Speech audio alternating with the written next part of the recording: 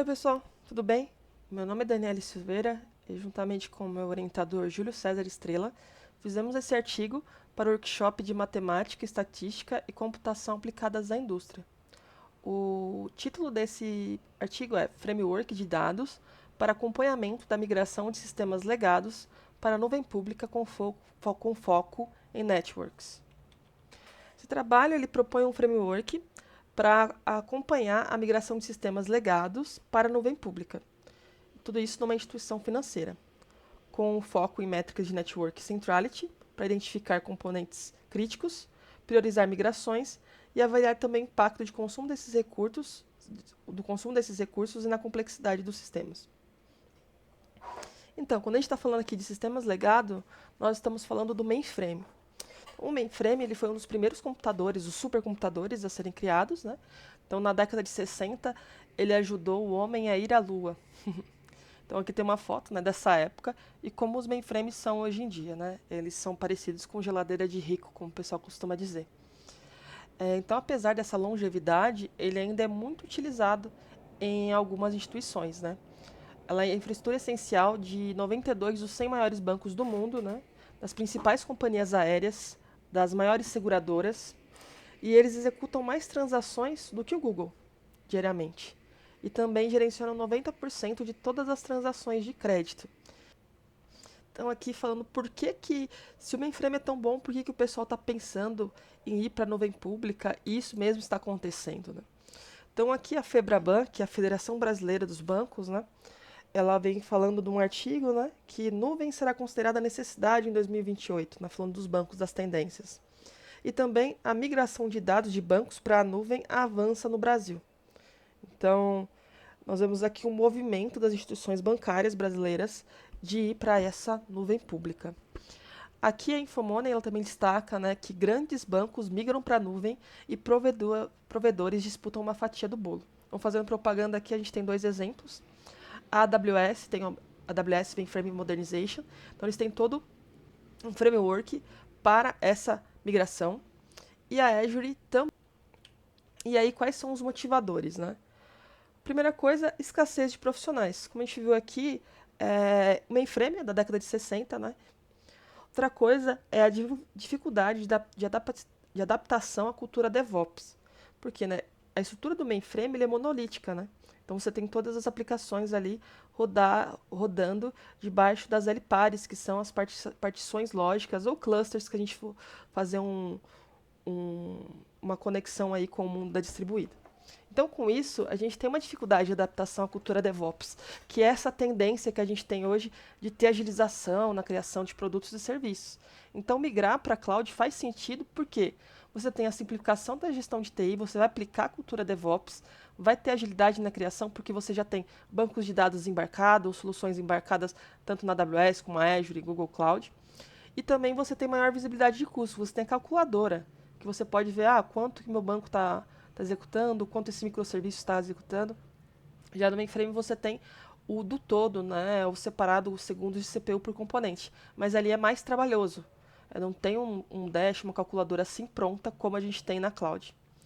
Então, mas quais são esses desafios? Né? Se fosse fácil, o pessoal já tinha migrado 100%. Né? Uma das coisas é a complexidade do ambiente. Né? A gente fala de grandes instituições que têm sistemas muito parrudos. Esses sistemas eles foram construídos ao longo de décadas, usando diferentes tecnologias. Então, você tem programas compilados na década de 80, 90, e ali eles estão fazendo serviços que estão conectados há muitos anos, né? E ali a gente também tem outro problema que é a duplicação. Enquanto você está migrando para a cloud, você ainda está rodando no mainframe, que o mainframe ele faz parte como se fosse uma contingência. E além disso, enquanto você está migrando, você pode ter um aumento, como se fosse uma triplicação do consumo de TI, porque você vai fazer rotinas ou transações para enviar esses dados para a cloud, enquanto você ainda está rodando ali. Então você tem três consumos. Aqui para a aplicação desse projeto, né, vamos falar um pouquinho das medidas de centralidade em networks. Então aqui a gente tem dois exemplos, né? E aqui no primeiro a gente vê um grafo com um nó vermelho e as conexões. E aqui, nesse caso, a gente tem medidas perfeitamente alinhadas, né? O nó vermelho está nos principais caminhos de comunicação, está próximo de todos os outros nós, e também tem mais conexões diretas. Aí aqui no nó vermelho, a gente vê aqui um alto betweenness e closeness, porque ele está se conectando a vários nodes, né? Mas ele tem um baixo degree centrality devido ao número limitado de conexões diretas. Então, tem ali medidas diferentes. Então, isso é um case para a gente entender de como que as medidas de centralidade elas nos ajudam a identificar como a gente tem, como o nosso node ele está posicionado, né? E quais são as conexões dele dentro, né, dos sistemas complexos que a gente tem. Então, ele é uma excelente ferramenta aqui para a gente conseguir ver altos volumes de dados e saber as características assim das interações. Aqui do modelo teórico, agora trazendo para a gente o que são os grafos numa estrutura de mainframe, a gente tem aqui um grafo A e um grafo B. Então, no grafo A, a gente tem uma rotina. Rotinas, quando a gente fala no mainframe, elas têm uma execução geralmente na madrugada e elas ali processam o que foi executado durante o dia. Eles fazem ali o contábil, o extrato bancário, fazem a contabilidade. E dentro da estrutura de uma rotina, você tem steps, que chamam programas, e programas que criam arquivos, leem arquivos ou fazem a mesma coisa com tabelas. E do outro lado, a gente tem uma transação. O que ela faz? A interação direta do cliente. Então, o cliente está fazendo um Pix. Aí ele vem aqui nessa tabela DB2, que é a tabela é uma tabela no mainframe, né? Tabela de dados do mainframe. E aí ele vê qual que é o número, qual que é a chave Pix, deixa eu consultar aqui. É tal conta, beleza. Aí ele volta, faz a transferência. Isso aqui é só um exemplo. Então aqui a gente vê a complexidade aqui desse grafo. E aqui embaixo a gente vê uma transação online, que ela vai lá, consulta uma tabela DB2 e depois atualiza outra tabela. Então, é uma interação direta com o cliente, mas não tem nenhum batch envolvido. Então, como que a gente compara essas duas coisas, né? Aqui, no grafo A, a gente pode ver que a gente tem nodes com alto between centrality, né? Porque você tem aqui uma complexidade maior, muitos nodes conectados. Mas aqui, baixo consumo de CPU. E no de baixo, a gente tem um grafo simples, né? Aqui só 3 nodes. E um consumo ali de 10 mil segundos de CPU. Então, a gente tem, de novo, nodes com baixo between centrality, mas com alto consumo de CPU. Então, pensando aqui, qual seria o grafo ou o recorte sistêmico que seria melhor de eu atacar, né? Seria, por exemplo, a transação online B, né? Porque ela tem uma complexidade menor e um alto consumo de CPU. Então, ela vai me trazer ganhos mais rápidos, né? E vai ser mais simples. E aqui em cima a gente tem esse mais complexo aqui, que eu vou ter que alterar várias coisas, várias rotinas, para ter um ganho menor.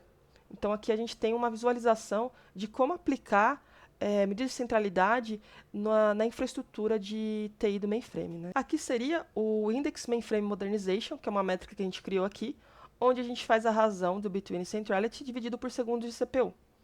Então aqui a gente tem a complexidade versus consumo de infraestrutura. E isso sendo acompanhado assim ao longo do tempo. Então a gente vê tipo o C, né, que ele tem uma alta complexidade, um alto consumo de MIPS, o A que está baixa complexidade, baixo consumo, o D que está mais ou menos, e o B a gente tem uma alta complexidade e um consumo aqui não tão grande. Aí, qual que é o objetivo dessa métrica, né? A gente conseguir ver essas evoluções ao longo do tempo sem falar com ninguém aqui e ver o comportamento e como que isso está refletindo no consumo. Então a gente vê aqui esse recorte C, o node C, que ele vai saindo daqui, né, do alto consumo e do alto between centrality, da complexidade, e vai diminuir. Aí faz sentido, porque eu falo, estou diminuindo a complexidade, os componentes, e estou diminuindo o consumo, que é o que eu quero. Que essa setinha aqui ela vai indo cada vez mais para cá até eu zerar. E aqui nós temos outras coisas, né? O D aqui, ele vem crescendo a complexidade e o consumo. O que isso pode ser? Um exemplo que eu já falei anteriormente, a triplicação dos dados, né? Dos consumos de TI. Porque aí você está criando rotinas para enviar os dados para a cloud, e ali nessa etapa você construiu mais nodes aqui para ler os dados e enviar, o que acabou aumentando o consumo. E aqui no B você vê uma redução. Então daqui eu já consigo identificar quem parece estar fazendo uma convivência, quem está fazendo ações de redução, que são esses dois, ou E aqui eu posso identificar que não está fazendo nenhuma ação e que essa aplicação aqui ela está crescendo. Então eu já consigo ter vários insights com esses dados de uma maneira massiva e sem precisar ficar indo mesa a mesa da área de sistemas para perguntar. Então se torna uma ferramenta muito poderosa aqui para a gente acompanhar a evolução da migração do mainframe para a nuvem pública. Aqui da metodologia, né? Primeira coisa, né? Primeiro é identificar o escopo que a gente vai tratar. A gente vai falar de transação, de rotina, de step, de programa, de tabelas DB2, de arquivos. Vamos, beleza. Não vou falar de subprograma, porque é uma coisa mais complexa. Não vou falar quantas linhas de código tem. Eu só quero saber a ligação direta. Ok. Depois disso, a gente foi lá organizar essas interdependências. Então, vou ver todas as tabelas que eu falo de programa, de transação, de acesso. Eu vou ver lá no catalogação de programas, o que ela está referenciando. E vou transformar tudo isso num grafo. Além de ratear o consumo de CPU ali para alguns nodes, fazendo essa divisão. Uma vez que eu tenho isso tudo pronto, eu começo a aplicar as métricas de centralidade, ali tendo como metadados a data, né, e o consumo de CPU, para eu identificar ali os componentes mais críticos e eu ter essa visão posteriormente. E aqui a gente tem o cálculo da métrica, né, que seria o tamanho dessa bolha, para classificar os componentes em termos de prioridade, mas também acompanhar a evolução deles. Então, com todo esse ecossistema, né, qual que é a nossa conclusão desse artigo? O desenvolvimento dessa base confiável e detalhada, ela é bem desafiadora. Ela é bem desafiadora, né? Mas, do tanto que ela é desafiadora, ela é imprescindível. Porque nós precisamos ter um acompanhamento da evolução baseado em testes estatísticos, em dados, e não somente em reportes ou que as áreas que fazem essa parte de migração nos falam, né? Então a gente tem uma visão de todo, podendo agrupar e ver a evolução. Isso permite a gente usar modelos analíticos mais avançados, né? Tanto que a gente falou de B-Tuning Centralis, mas a gente pode usar PageRank e outros, né? Mas também ela facilita a identificação desses componentes críticos. Então aqui a gente pode classificar e ver, por exemplo, o node que tem mais conexões.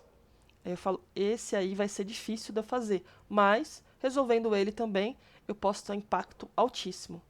Ou estratégias de como, eu vou reduzindo as bordas e tornando ele menos complexo para depois eu atacar, porque ele é muito importante. E ele também nos ajuda, né, a otimizar e prever o consumo de recursos de TI, porque nós estamos vendo como está avançando para fazer tanto provisionamento em máquinas na cloud pública, né, para falar, já está sendo migrado, como também a gente falar, acho que talvez nós podemos contratar menos recursos no mainframe porque nós estamos avançando. E aí, como são os próximos passos, né? A exploração de dados com novas métricas, usar modelos de otimização para identificar gargalos nos fluxos. Um dos que a gente está planejando utilizar é redes de Petri, mas a gente tem que avançar ainda muito. E também a identificação de clusters entre os recortes de TI. Então, uma vez que eu tenho todos aqueles meus grafos, né? E aí eu vejo o comportamento que eles têm, né? E até aqui o comportamento que eu falo daqui, né? Se ele está realmente avançando ou se ele está piorando, por assim dizer, eu vou conseguir fazer grupos de nodes ali que estão avançando ou não estão avançando, né? E aí eu vou ter uma visão mais ampla do impacto da modernização e até poder classificar aqui, ó, que esses aqui seriam os que estão nesse quadrante, seriam aqui os caras mais complicados, porque eu estou falando que eles têm alta complexidade, mas eles também têm muito recurso, então estão gastando muito recursos. E aqui eu vou ainda monitorando quando ele sai de um grupo ao outro. Então isso aqui vai ser muito útil quando a gente fala de decisões estratégicas, né, do ambiente. Bem, pessoal, é isso. Espero que vocês tenham entendido aqui, mas qualquer problema podem me contatar. E muito obrigado pela atenção.